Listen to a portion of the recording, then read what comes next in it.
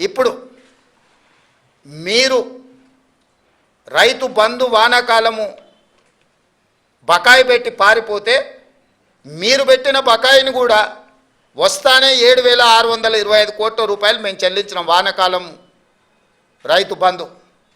ఇప్పుడు ఇందులో కూడా మీరు చాలామందికి ₹1,00,000 వరకు ఉన్న రుణాలు మీరు చెల్లించకపోవడంలో అసలు మిత్తి ఏది చెల్లించకపోవడం వల్ల 20 లక్షల మంది రైతులు దాదాపుగా కొత్తగా తీసుకున్న రుణాలు కాదు 2018 నుంచి 2023 వరకు మళ్ళీ రెన్యువల్ చేసుకున్నారు ఆ అప్పును వాళ్ళు.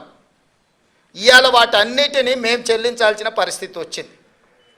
అందుకే మేము 12/12/2018 నుంచి 9/12/2023 వరకు ఆ 5 సంవత్సరాలలో బ్యాంకులలో తీసుకున్న అన్ని అప్పులను మేము కట్టినాం.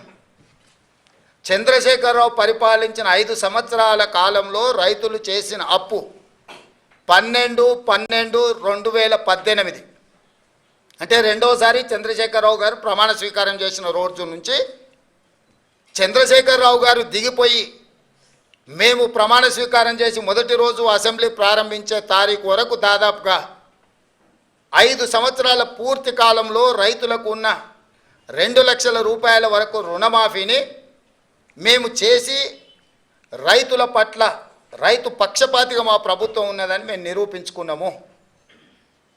అది రుణమాఫీ విషయం.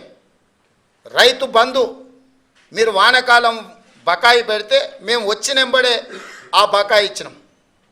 ఇప్పుడు నేను మళ్ళీ రైతులకు మాట ఇస్తున్నా, సంక్రాంతి పండుగ తర్వాత రైతు భరోసా మీ ఖాతాలలో వేసేది సోనియమ్మ గ్యారంటీ, ఇందిరమ్మ ప్రభుత్వము. ఏ రైతులు ఎలాంటి మారీచులు సుబాహులు వచ్చి మీకు అబద్ధాలు చెప్పి ఆనాడు పురాణాలలో విశ్వామిత్రుడు యజ్ఞం చేస్తుంటే రాక్షసులు ముఖ్యంగా మారీచుడు సుబాహులు వచ్చి ఆ యజ్ఞాన్ని భగ్నం చేయాలని ప్రయత్నం చేస్తే రామలక్ష్మణులు ఎట్లయితే కాపలా కాసి విశ్వామిత్రుడు చేపట్టిన యజ్ఞాన్ని సంపూర్ణంగా పూర్తి చేసిండ్రో ఈనాడు కూడా మా ప్రభుత్వము రైతు భరోసా కొనసాగిస్తుంది. సంక్రాంతి పండుగ తర్వాత సోనియా గాంధీ గారి గ్యారెంటీగా నేను చెప్తున్నా, మీ రైతు భరోసా మీ ఖాతాలో పడుతుంది. ఎవరిని నమ్మకండి. ఇట్లాంటి మారీచులు మీ దగ్గరికి మారు వేషంలో వస్తూనే ఉంటారు. ఆనాడు సీతమ్మను ఎమర్చడానికి బంగారు లేడీ రూపంలో వచ్చిన మారీచుడే ఈరోజు మారు వేషంలో మళ్ళీ బీఆర్ఎస్ బీజేపీల రూపంలో మీ దగ్గరకు వస్తారు. ఈ మారీచులను మీరు విశ్వసించకండి. సంక్రాంతి పండుగ తర్వాత మీ రైతు భరోసా మీ ఖాతాలలో పడుతుంది. విధి విధానాలకు సంబంధించి మంత్రివర్గ ఉపసంఘం వేసిన బట్టి విక్రమార్క గారు, పొంగులేటి శ్రీనివాసరెడ్డి గారు, తుమ్మల నాగేశ్వరరావు గారు ఇతర మంత్రుల చేత మంత్రివర్గ ఉపసంఘాన్ని విధి విధానాలను ఖరారు చేయడానికి వేసినాం.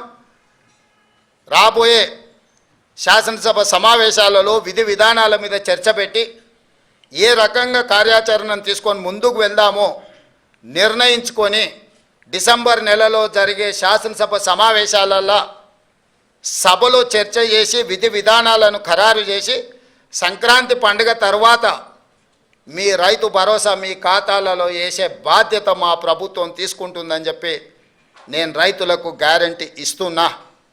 రైతు రుణమాఫీ చేస్తామన్నాం, చేసి చూపించినాం.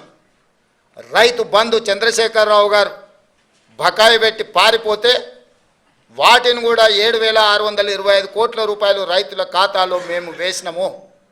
ఇప్పుడు కూడా రైతులకు రైతు భరోసా అందించే బాధ్యత మా ప్రభుత్వం తీసుకుంటుంది.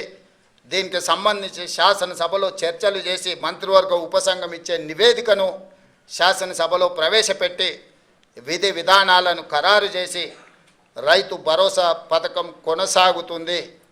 మారీచులను మారువేషంలో వచ్చే వాళ్ళను అది బీఆర్ఎస్ వల్ల బీజేపీ వల్ల చూడకండి, నమ్మకండి, వాళ్ళ మాటలు వినకండి. అదేవిధంగా ఈ సీజన్లో మేము వరి వంగడాల విషయంలో 500 రూపాయల బోనస్ ఇస్తామని చెప్పినాం. చాలా అపోహలు సృష్టించే ప్రయత్నం చేసిండ్రు.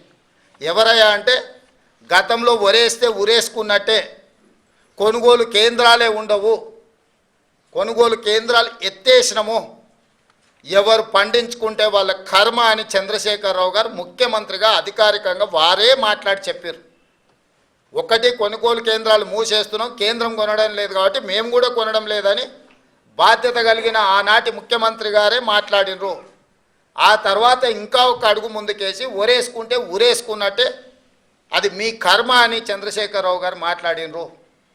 వేసుకుంటే ఉరేసుకుంటు అనే పరిస్థితి నుంచి వరి వేసుకోండి, కనీసం మద్దతు ధర ఇచ్చి కొంటమనే కాకుండా సన్నాలు పండించండి, 500 రూపాయల బోనస్ ఇస్తామని చెప్పి ఈ రోజుకి 31 లక్షల మెట్రిక్ టన్నుల వరి ధాన్యాన్ని మా ప్రభుత్వం సేకరించి